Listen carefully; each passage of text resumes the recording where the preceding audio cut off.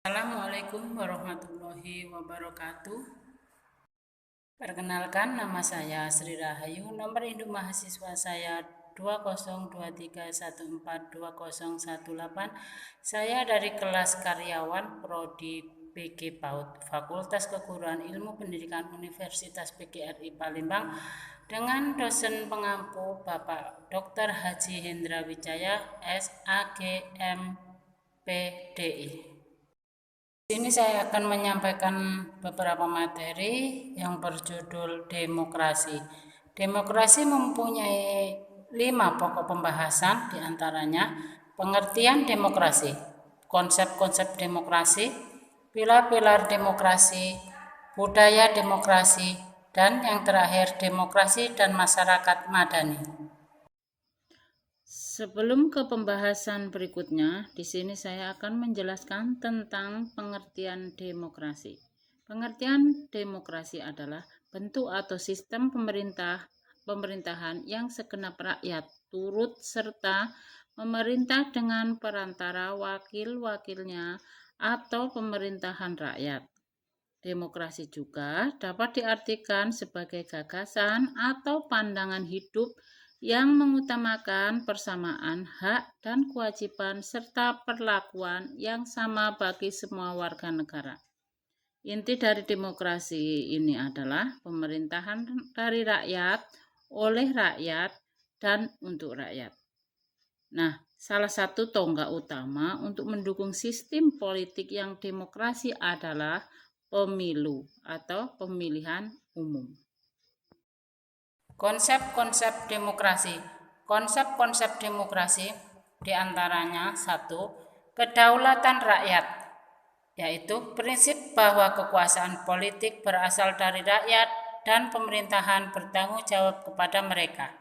2. Pemilihan umum, yaitu warga negara memiliki hak untuk memilih wakil-wakil mereka dalam pemilihan umum untuk memutuskan perwakilan di pemerintahan. Yang ketiga, hukum dan keadilan, yaitu demokrasi harus didasari pada hukum yang setara dan perlindungan hak asasi manusia.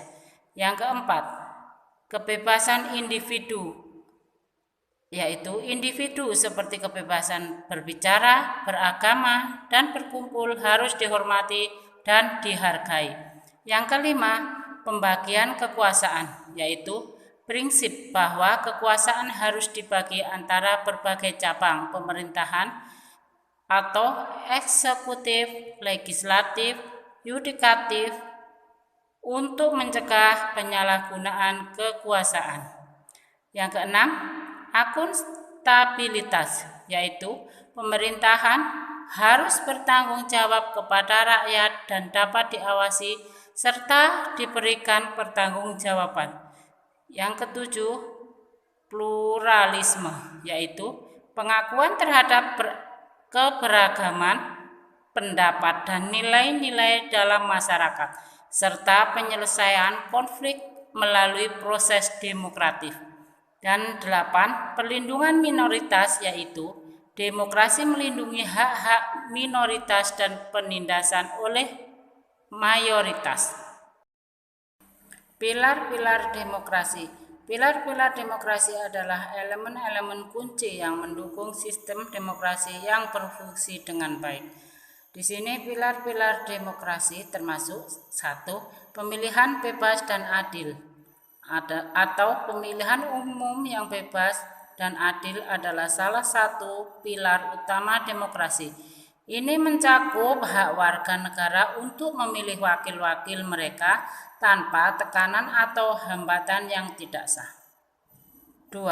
Hak asasi manusia, yaitu perlindungan dan penghormatan hak asasi manusia adalah penting dalam demokrasi ini, termasuk kebebasan berbicara, beragama, berkumpul, hak atas keadilan, dan perlindungan terhadap diskriminasi. Yang ketiga, pembagian kekuasaan, yaitu prinsip pembagian kekuasaan antara cabang-cabang pemerintah atau eksekutif, legislatif, dan yudikatif.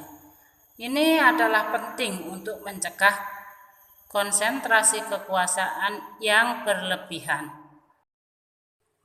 4.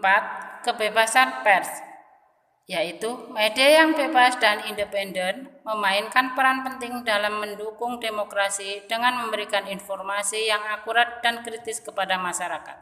5. Partisipasi aktif masyarakat, yaitu demokrasi tergantung pada partisipasi aktif masyarakat. Ini meliputi pemilihan umum, aksi sipil, dan keterlibatan dalam proses politik. Yang keenam, pengawasan dan akuntabilitas, yaitu masyarakat harus dapat mengawasi tindakan pertanggungjawaban terhadap kebijakan dan tindakan yang diambil.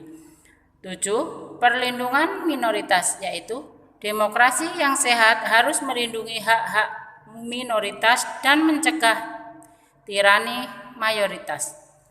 8. Ketidakberpihakan dalam menegakkan hukum, yaitu sistem peradilan yang independen dan ketidakberpihakan penting untuk memastikan bahwa hukum ditegakkan dengan adil. 9. Toleransi dan dialog. Masyarakat yang toleran dan kemampuan untuk berdialog dan mencapai konsensus penting dalam demokrasi yang berfungsi. 10. Pendidikan publik. Masyarakat yang teredukasi tentang sistem demokrasi dan isu-isu politik dapat membuat keputusan yang lebih bijak dan pemilihan dan berpartisipasi secara aktif dalam proses politik. Nah, jadi kesimpulannya di sini adalah pilar-pilar demokrasi ini sangat terkait dan bekerja bersama-sama untuk menciptakan sistem pemerintahan yang demokratis dan inklusif. Hilangnya salah satu dari pilar-pilar ini dapat mengancam stabilitas demokrasi. Pembahasan berikutnya adalah budaya demokrasi.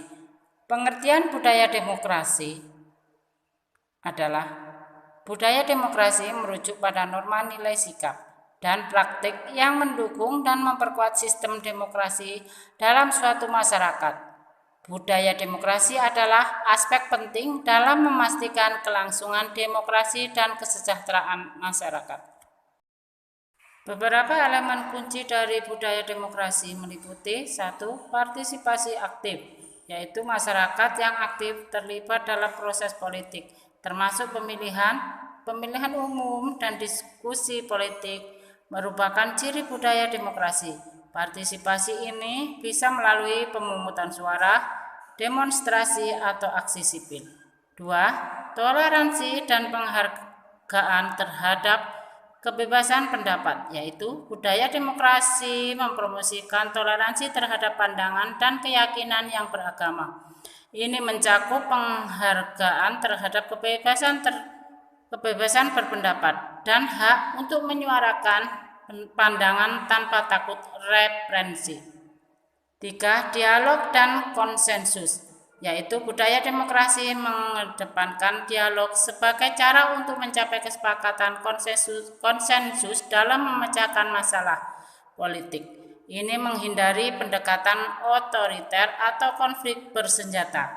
Yang keempat, hak asasi manusia adalah budaya demokrasi memperkuat penghormatan terhadap hak asasi manusia, termasuk hak atas keadilan, privasi, dan perlindungan terhadap diskriminasi.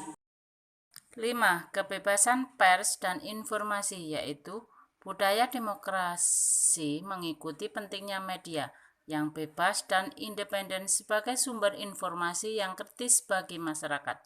6. Pendidikan politik, yaitu pendidikan politik yang baik membantu warga negara memahami sistem demokrasi, hak-hak mereka, dan tanggung jawab mereka sebagai pemilih dan anggota masyarakat. Yang ketujuh, pengawasan dan pertanggungjawaban, yaitu budaya demokrasi mendorong pengawasan masyarakat terhadap pemerintahan dan lembaga-lembaga politik. Pertanggungjawaban pemerintahan terhadap warga negara adalah prinsip utama. 8. Perlindungan hak minoritas, yaitu Budaya demokrasi menekankan perlindungan hak-hak minoritas dari penindasan oleh mayoritas. Yang kesembilan, keadilan dan ketidakberpihakan, yaitu prinsip-prinsip keadilan dan ketidakberpihakan dalam sistem peradilan adalah sebagai integral dari budaya demokrasi. Inti dari budaya demokrasi adalah budaya demokrasi memainkan peran penting dalam memelihara dan memperkuat demokrasi dalam masyarakat.